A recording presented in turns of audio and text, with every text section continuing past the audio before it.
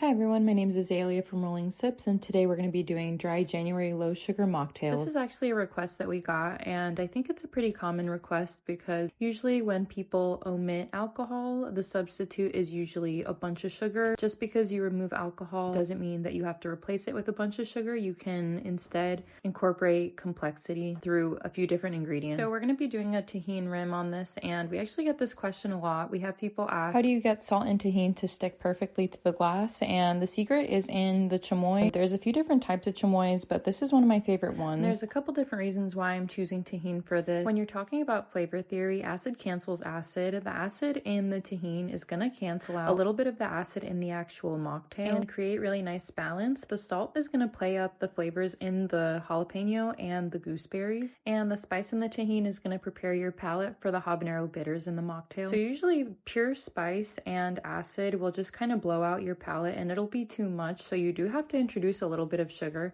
and that's going to come from the mandarin soda that I'm adding. I'll include the actual specs for this drink in the details below, but in total this drink is going to be about 6 grams of sugar. 2 gooseberries is about 1 gram of sugar, and then the rest of the sugar is going to come from this mandarin soda. Gooseberries have kind of like this tomatillo flavor to them, so they add a really nice complexity to a drink without making it weird or too vegetal. When I make mocktails, I like to serve them over big cubes. Something about a big cube really elevates a cocktail. I think maybe people don't usually use them for mocktails because of the cost, but really it's only costing a restaurant about 80 cents, maybe even $1. So to me, that's really worth it for the presentation of a mocktail. And finally, I'm just doing a garnish. It's pretty simple. It's just going to be a jalapeno slice placed on that big cube. That's one of my favorite reasons for using these big cubes. You can kind of do a minimal look with them because you can just place something right on top and it'll stay still. And there you have it, a complex mocktail with only 6 grams of sugar instead of 35.